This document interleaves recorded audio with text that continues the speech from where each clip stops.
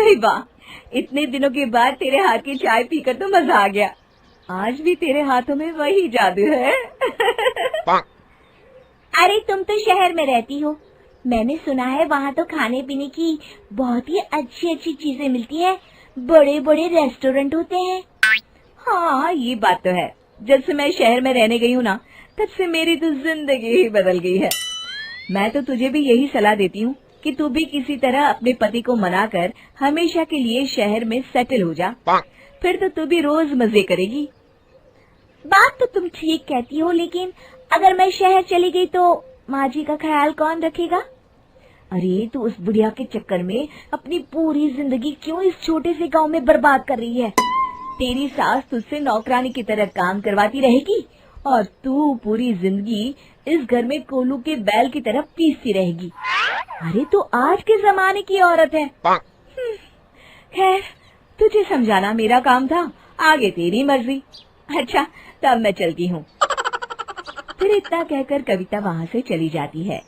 लेकिन कविता की कही गई बातें विमला के दिमाग में घूमने लगती है और वो शहर जाने के सपने देखने लगती है। फिर एक दिन, अरे बहू, आज तो मेरे घुटनों में बहुत तेज दर्द हो रहा है, जरा जल्दी आके तेल से मालिश तो कर दे। तभी विमला अपने कमरे से बाहर आती है और गुस्से में अपनी सास को जवाब देती है। अरे माँ जी, ये तो आपका रोज रोज का नाटक हो गया है। मेरी तो समझ में नहीं आता, आप मुझे अपनी बहू बनाकर लाई हैं या इस घर की नौकरानी? अरे बहू, आज तुझे अचानक क्या हो गया? मैंने ऐसा भी क्या कह दिया जो तू इतना नाराज हो रही है? बुढ़ापे में तो बहू ही अपनी सास की सेवा करती है ना। वो जमाना गया माँ जी, मैं आज के जमाने की लड़की हूँ। आज से आप अपना सारा काम खुद करिए। फिर इतना कहकर विमला वहाँ से चली जाती है। उसी शाम विमला अपने पति हरिया से हमेशा के लिए शहर में बसने की जिद करती है। सुनिए जी, कब तक हम इस छोटे से गांव में अपनी जिंदगी गुजारेंगे? अब तो राजू भी बड़ा हो रहा है, उसकी अच्छी पढ़ाई लिखाई के लिए हमें शहर में जाकर रहना चाहिए। अरे भाग्यवान, बात तो तुम एकदम सही कह रही हो, लेकिन शहर जाकर हम रहेंगे कहाँ? वहाँ ना तो हमारा कोई रिश्तेदार रहता है और ना ही कोई जान पहचान वाला। अरे जान पहचान तो बनाने से बनती है। शहर में तो कामों की कमी नहीं है और वहाँ पैसे भी बहुत अधिक मिलते हैं। मेरी सहेली कविता 5 साल से शहर में बसे से रह रही है। मैं तो कहती हूँ जितना जल्दी हो सके तुम भी शहर चलने की तैयारी करो। फिर हरिया अपनी पत्नी की बड़ी बड़ी बातों से प्रभावित होकर शहर जाने का मन बना लेता है और शहर जाने के लिए गांव के लाला से कर्ज ले लेता है। कुछ दिनों के बाद हरिया अपनी बूढ़ी माँ को घर में अकेला छोड़कर अपनी पत्नी और बेटे के साथ शहर चला जाता है। लेकिन शहर पहुंचकर हरिया को रहने की जगह ढूंढने में काफी परेशानी होती है। फिर बड़ी मुश्किल से किसी तरह वो एक छोटा सा कमरा किराए पर लेकर अपने परिवार के साथ रहने लगता है।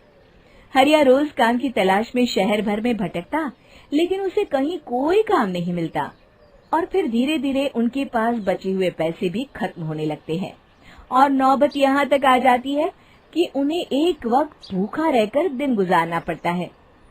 एक रात हरिया पैसों का हिसाब करके अपनी पत्नी से कहता है, अरे भाग्यवान, ये कहाँ फंसा दिया तुमने?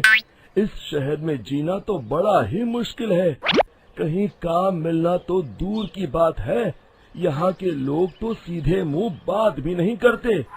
अब हमारे पास खाना खाने तक के पैसे नहीं बचे हैं। तभी वहाँ मकान मालिक आ जाता है। अरे भाई, मैंने तुम्हें कमरा देते वक्त ही कहा था कि मैं रोज के रोज पैसे लूंगा। 2 दिन हो गए, तुमने 1 रुपया भी नहीं दिया।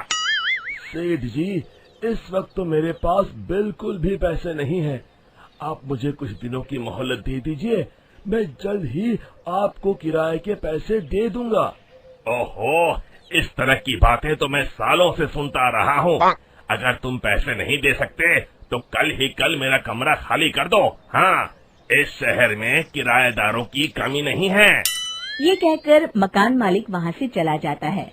अब हरिया और उसकी पत्नी समझ जाते हैं कि बिना सोचे समझे शहर आकर उन्होंने बहुत बड़ी गलती कर दी। अब इस शहर में उनका गुजारा नहीं हो सकता। फिर अगले ही दिन दोनों शहर छोड़कर गांव चले जाते हैं। विमला घर पहुंचकर अपनी सास से माफी मांगती है। माँ जी, मुझे माफ कर दीजिए। मैंने बाहर वालों की बातों में आकर आपके साथ बहुत गलत व्यवहार किया। अब मुझे मेरी गलती का एहसास हो गया है। अरे बहू, तुमने अपनी गलती मान ली, मेरे लिए यही बहुत है।